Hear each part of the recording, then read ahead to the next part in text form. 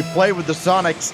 Expect this to be a very closely contested affair, a very, I think very low scoring as well. You're looking at two teams that do not allow a lot of shots. Between them, Sonics only give up 7 shots a game.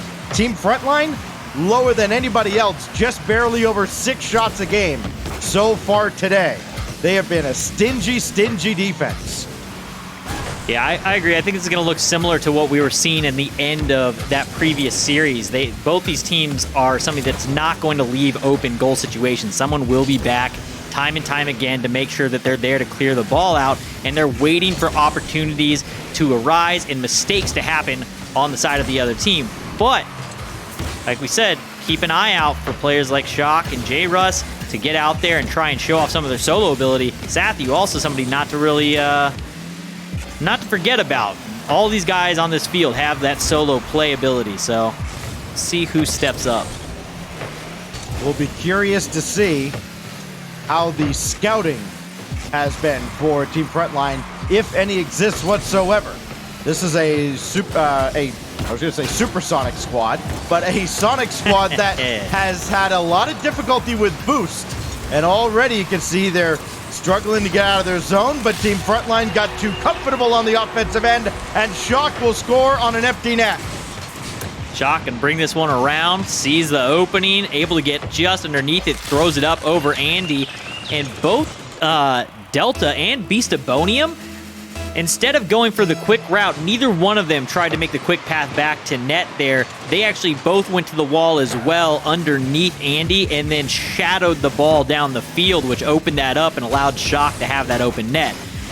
Right after I had just said that these teams aren't going to leave open nets, that's the first goal of the game. They're always going to prove me wrong. And very concerning for an empty net goal with these two teams in particular, because they're not going to fly down the field. If they, if they score in transition, that's about the only way it's going to happen, because there's a double commit in the corner, or somebody missed a boost pickup, or somebody got demoed. You're not going to see just this quick counter as J-Russ will try to get out of harm's way. He cannot, and Sathu will make an effort on his own, but you see how slow the Sonics are to try and get downfield. Delta's right there. Andy trying to drop this down in front, and Shock has that covered on the backboard. Yeah, both Shock and J-Russ are super comfortable on that backboard playing defense from that angle. They had both of them up there, which can get a little sketchy at times when you're committing 2 to the top. Leaves the ground pinches open a little bit, but again, super comfortable here. J-Russ trying to get that chase, beats out Beastabonium, and Andy gonna take possession again. Other than the one goal, again, rotations have been there. There's somebody in net every time. Right there, J-Russ making the rotation in to be back when he had an opportunity to try and make a cut on the ball, but they're just playing clean rotations. Oh, good shot there from Shock, but better defense from Delta. I think all eyes have to be on Beastabonium in this series. He has potential to be the X factor that sets these two teams apart. When he goes off, he makes an absolute difference. As Delta can't get to this, it will go back to Shock. And Beastabonium will be on his way back right down the middle to contend with any other attack. But that's a great clear coming from Delta that Sathu has to track down. He whiffs on it, and Andy got a shot off. That was saved. Follow-up from Delta? No. That ball around the boards by Beastabonium just missed the mark, and it wasn't through any fault of Beasts. No fault of his, and I want to go back to the point you're talking about. Beastabonium is that guy. If there's going to be somebody that steps up and is that X factor, we said Shock's the X factor on the side of the Sonics. Beastabonium's the X factor on the side of Frontline. He's a guy that you just feed the ball to. He's very rarely giving out assists. Most of the time, I looked it up, I think he only has about 0.17 assists per game, so he's not typically doing the assists. The X factor Shock, though, he's getting things started here early, and he's awake. Putting one in, takes it right over Beast and over Andy to get the second goal of the game. Both goals so far in Game 1 belong to Shock, as they have silenced Team Frontline. They haven't had many looks at the net. They haven't needed them. Only 4 shots, all 4 coming from Shock. Beastabonium trying to get things started downfield for Team Frontline. Not too late by any means, 40 seconds, a lot of time, but J. Russ makes that save.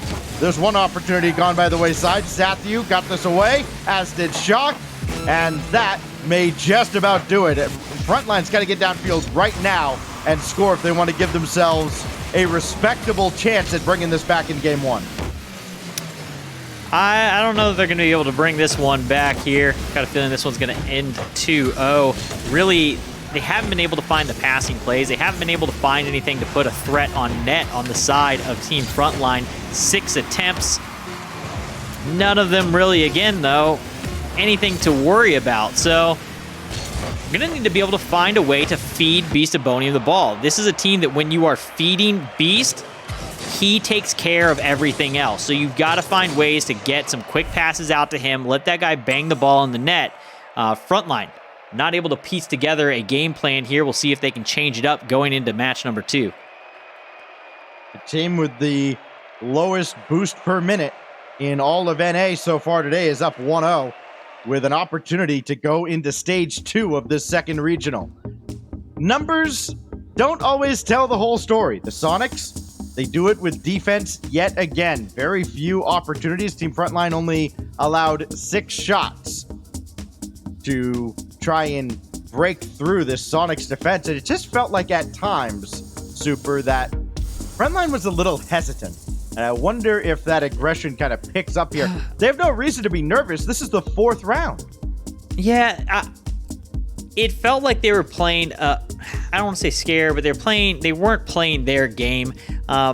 Really on both sides, I think Andy and J. Russ both feel kind of off in the rotation to me. J. Russ has had a couple kind of odd misses, same on the side of Andy. Neither one of them really heavily involved yet in the play. And that might just be throwing the rotation off of both teams, which makes it feel a little off pace. J. Russ going to try and sneak this one in off the ground. Can't do it.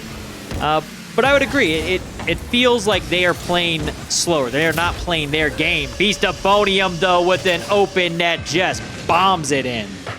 Speaking of playing very tentative, I don't know what happened there. I guess Sathu felt like he had to avoid Andy, and so Beast Ebonium is given a free ball, and of all the players on the field, that's the one who is not going to miss that opportunity. Less than 30 seconds in, Team Frontline have the lead in game 2. Already things looking up in a big way as Sathu will bring this to the side. How do the Sonics answer? They answer with Sathu barreling through, and it will be J. Russ who scores here as Delta was unable to react to that ball coming off the posts.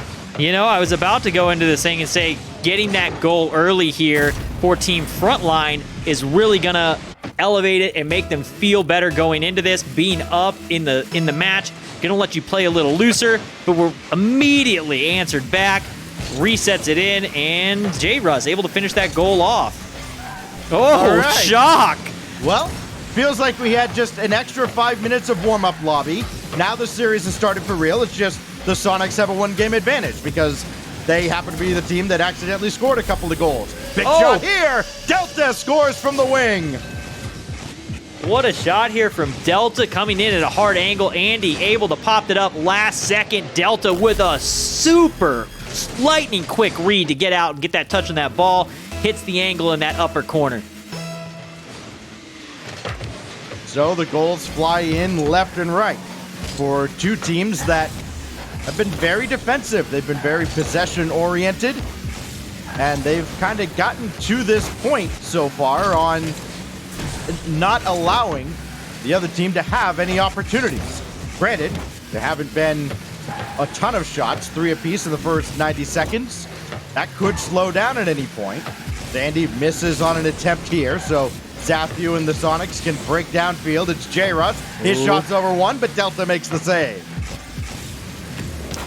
So really the side of the Sonics has been, for the most part, solo ability plays. It hasn't been pass play opportunities. They're not creating opportunities in that aspect for each other. They're just trying to solo down the field, each one of them. They're not really playing as a cohesive unit. They are up in the series, down in this match, but I would like to see them start trying to work with each other rather than just watching them individually go down the field, but it works. So never mind, forget everything I'm saying. J-Russ, just do your thing.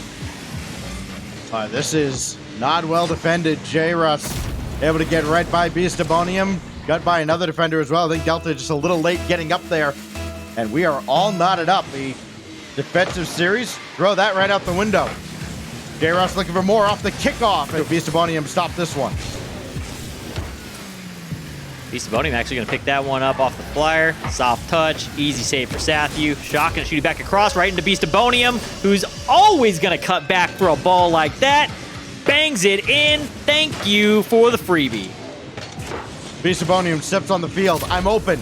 And he usually is. 5 goals. Go ahead. Clear it the opposite direction of Beastabonium. Don't clear it in his direction. He's going to punish you. Well, J-Russ throws this off to the side, and guess who's there? Beastabonium. That is not well cleared by Shock. Threw Sathu for a loop for a moment, but he did recover. Though J-Russ had to be a spectator for a moment as he's taken off the field. Now Beastabonium can have a look at this, waiting for J-Russ to make a mistake, and, oh, that's great control to not give that ball away. Don't give it to Beast. That's what's going through their mind every time. They go for the ball. Where's Beastabonium? Hit it the opposite direction. That is the strategy. Shock trying to make a quick touch there. Unable to do so. Delta's going to pop it out for Sathu. And we're going to see some transitional defense. J-Russ able to make it back in time. Here goes Shock. Knocked out of the play by Beastabonium. Again, you know what? If something happens with Team Frontline, you can just assume it's Beastabonium at this point. We don't need to keep calling out names. Ball to the corner. Ball thrown up in the air. Somebody other than Beastabonium has a touch, and he's also set up an opportunity as Delta just could not break through the brick wall that was the Sonics defense there. They had all hands on deck right at the goal line. Looking for an opportunity. J-Russ, Shock tries to get up for it, but he is going to be late to the party. Sathu knocks that one away before Delta can have a second touch on it. And now, starting to see a bit of the passes. They're trying to get something else going on the side of the Sonics, which is what I was looking for. They haven't been able to find it yet. It almost feels kind of uncomfortable in the way that they go about them. They're kind of off-speed touches where the second person's reacting rather than it looking like it's a called-out play. Well, this will take a high hop that Sathu's able to read, but he's going to lose possession, and Delta, just another boom downfield. Race to the near post, won by Shock. Now Good comms there to get J-Russ to not double commit. Yep, absolutely. Sathu in trouble as Andy's managed to get this across to Beastabonium. His shot is well high. Missed opportunity for Frontline, but they don't let Shock and the Sonics out of the zone. J-Russ waiting for an opportunity. You know he's just got to be chomping at the bit. He's opposite the ball right now. Can Shock get it over to him? He certainly can, but Sathu's there too. Far down and away, and Delta slams the door. No, you gotta get that down and in. That may have been the last opportunity they were gonna have here. This one looking like it is gonna go the way of Team Frontline. High into the air, Sathu off, not gonna be able to make the touch. Gets it off J-Russ, can he get it back down? Looking for it, Shock cannot get the angle. Oh, just a little too ambitious, I think. I think that ball's kind of got to go to the corner if you can't get around for the shot on. But then again, you know what? You're at 0. You might as well try it. So you could go either way there. It didn't work out for the Sonics, and Team Frontline hangs on to tie up the series.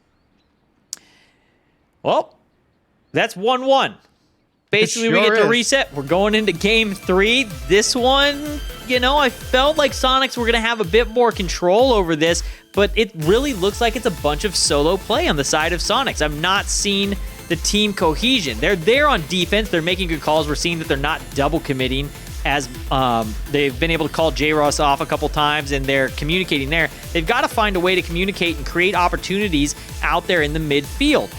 The solo carries, yeah, you're getting them here and there, and those solo plays are working, but you're not giving them anything else to look at. And eventually, they're just going to assume that's it, and they're going to shut those down.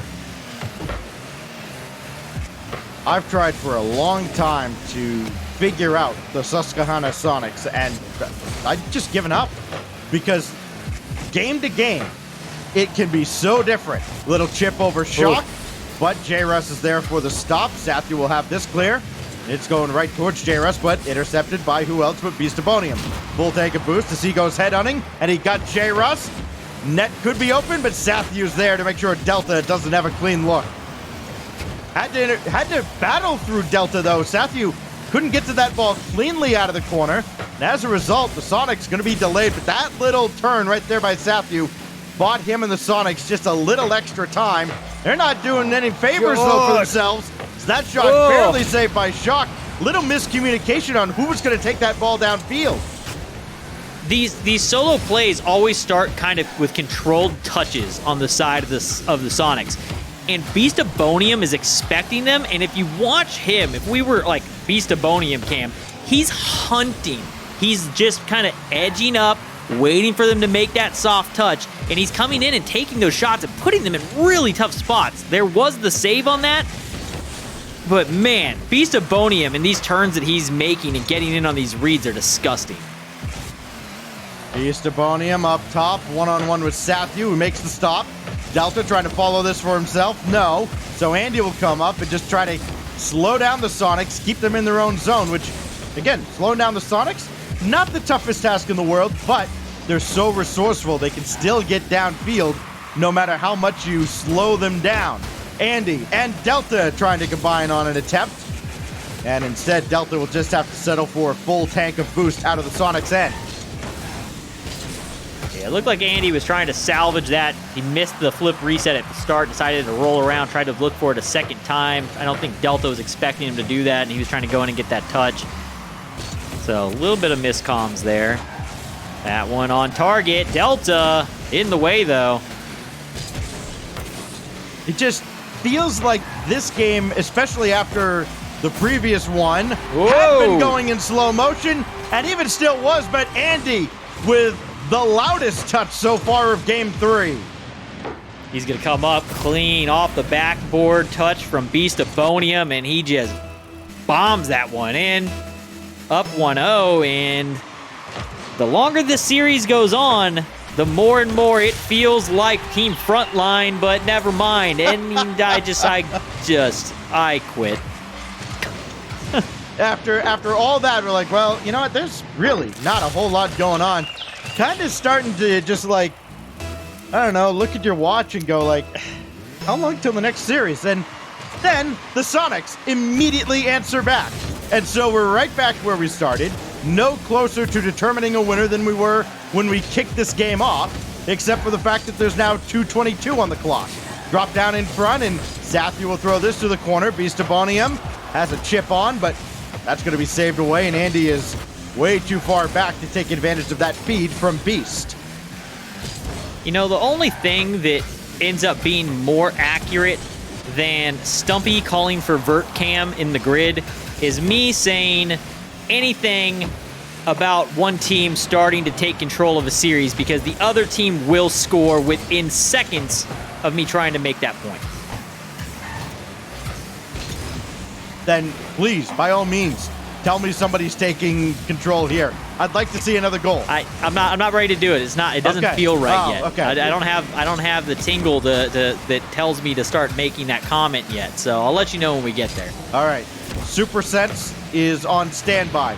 Could be Sonic scoring here. Shot. Blocked by Andy. Not cleared, but he can play that himself. And downfield again goes Team Frontline. Beastabonium. Oh, here we go. He had his flip and then went to the ground with it. Almost got the pop over Shock. But good proactive defense. That's what you got to do when you've got somebody trying to slow play their way through. That would have been disgusting. He actually got under that, and it would have been the flip reset coming out of a turtle shot to try and throw it up and over. It would have been definitely probably the highlight goal of the day if he pulled that off.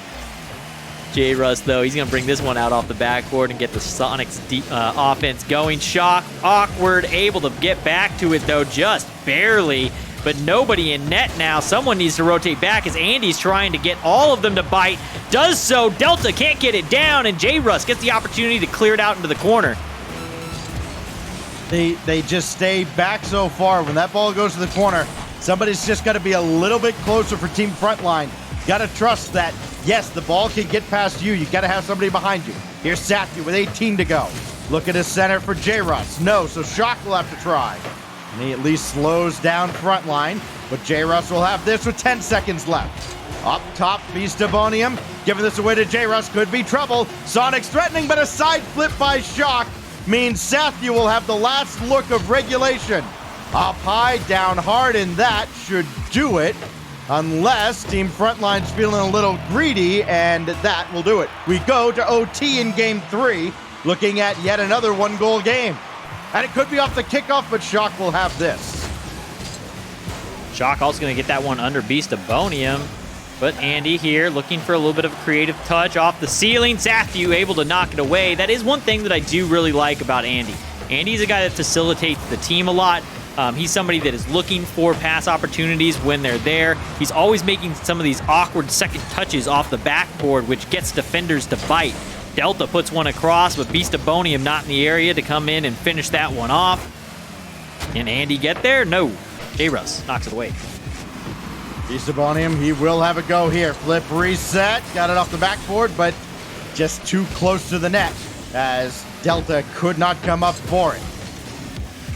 Who's going to take over here? Delta started to go, but it's Andy feeding Beastabonium. Now Delta can go. Got around Shock, but Sathu pops this away.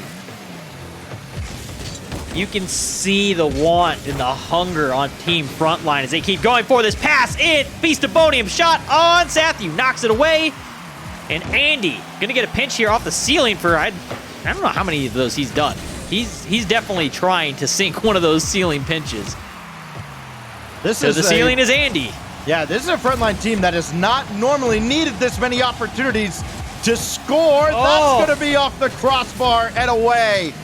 Andy will again try to center. They've got 18 shots in this game, make it 19 now with only one goal. That's gonna tank their shooting percentage, which was second only to Alpine so far today coming into this series. Shock will try to center for J-Russ, but nothing doing as Beastabonium's there. Sathu in a tough spot, has to retreat a little bit, and perhaps field this ball from Andy.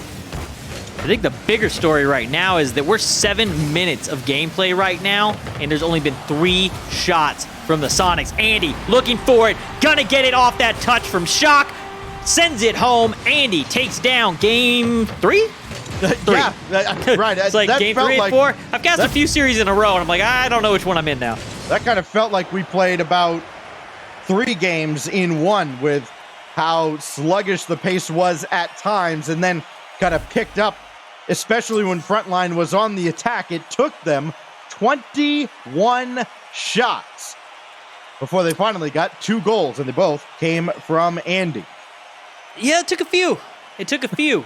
3 shots, though, on the Sonics. That was all Frontline.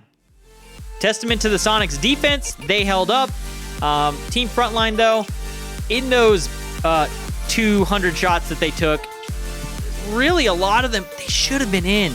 A lot of them off the bar. But if you sit there and you just strangle any team with that many shots on net and don't let them out, and you only allow 3 shots, you're probably going to win that match. You were saying Team Frontline allows the least number of shots per the series? Yeah. Well, rings true in that one. Yeah, absolutely. They, again, come in averaging 6 shots a game against. That average will go down right now. They've only had the one game, Game 2, where they allowed more than that. It was only, I think, 4 or 5, maybe 6 in the opening game, but they all came from Shock, who scored both goals. Here's Beastabonium. They also don't take many shots, so that 21 will certainly jack up their average as well. Here goes J-Russ. Cannot get that ball centered for anybody as it goes right back whence it came. And it will have to be Shock. Tries to get this downfield with the help of J-Russ. Look at the center now. Can he return the favor? No. Beastabonium will clear it away. They both forgo that back boost at Delta. Oh, he let Sathu play that out. It worked as a pass to Beastabonium. That was saved. Now Andy's shot. That's saved as well. And Sathu can bring this downfield 1-on-2. And go figure, the 2 wins. J-Russ tries to get created there, looking for Andy to come up. Andy sees him coming all day, though, avoids the demo. They end up getting the 3rd, but No threat on net. Easy respawn back into rotation. They fall. A lot of aggressive play here in the midfield actually going on. J-Russ looking for a demo. Can't get him. And Beastabonium makes a great play to get out of the way of the demo and make the save. Just a year and a half ago, that play would have just been like, oh, wow, that's so amazing. And now it's like, yeah, he avoided a demo. What? What's so special? Downfield here, though. Nobody's home unless Andy gets there, and he barely does. They caught Frontline in transition. They got a little greedy on the offensive end. Now Shock looking to set up J-Russ, and Andy is right there. And that's the biggest part, I think, of why they've been able to limit opportunities on the net. They do not let that ball get central coming out of the corner very often. No, they're really, really solid in those corners. However, so far in the opening 2.5 minutes, they have allowed 5 shots on net, which was more than the previous 7 minutes of gameplay that we just watched. So the speed of the Sonics picking up just enough that they're starting to get some opportunities on the net. They seem to not be playing quite as hesitant. Well, they've seen what's happened to teams in Europe like Liquid and Oxygen and Dignitas, E-United, even in North America, where, hey, if you don't play with a sense of urgency, when you've got 2 wins and a chance to get out of this part of the tournament, well, things could go south for you in a hurry. You run into a team like Frontline that's got to be very frustrating to play against because they limit opportunities so often. Sathu will have a look here, but this just goes opposite side, and Andy's got it. And now, look at if Frontline managed to win this game, you're going to have the Susquehanna Sonics sitting on 2-2. Looking at the teams that they could have to face in round 5. Oh. Look out! Delta, off a great feed from Beastabonium, may have just put the Sonics in that situation. Yeah, Beastabonium with that delay, last second, gets the flip as he kind of catches it with the nose to put just enough power to fling it out there ahead of that defender. Andy and Delta both there, Delta being the one to get the touch. Oh, J-Russ faked out Beastabonium, but he did not stop Andy. Though Andy and Delta both go, J-Russ looked at the ball, then went after Beastabonium, but nobody actually got a shot off. I think he thought somebody was going to be able to follow that up quicker. I like the play from J-Russ to go for that, but not on that one. Way late. And that's going to give an insurance goal over to Frontline as Delta able to get out off the wall over. J-Russ finds the open net. I don't know how the Sonics didn't score there. Wow. They missed the ball. They forgot about it. You have to actually hit the ball into the net.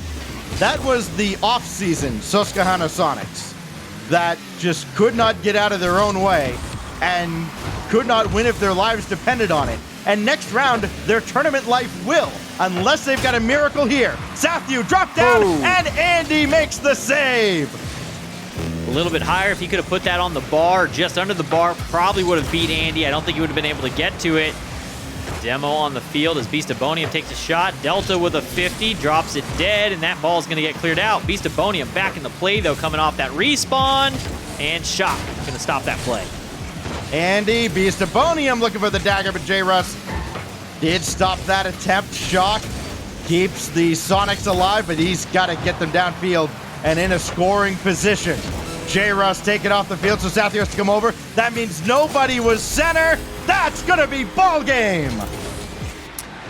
3-0 Frontline and Sonics. Unless some sort of miracle happens here, they will be going to another round with their tournament life on the line.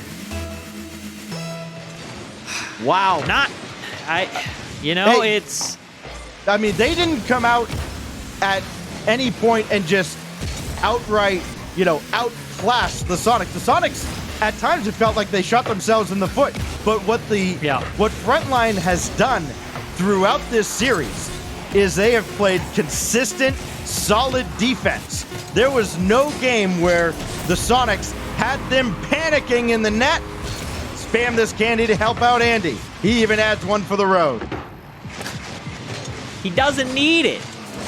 He doesn't need the candy. He's already got the goal. It's over. It's 4-0. Stop it. They're done. let the time run out. I really think this series highlights the importance of top quality defense. And this Frontline squad, they have proven all throughout the offseason and now into this regional especially, they can lock a team down. They did give up 7 shots in that game. Not many were good, and the couple of opportunities that the Sonics should have scored on, they didn't even get a shot off in the first place. Just stunning stuff. Yeah. And Frontline, you're going to see a lot more of these guys, and I would not be surprised if you see them playing not only on Saturday, but also next Sunday.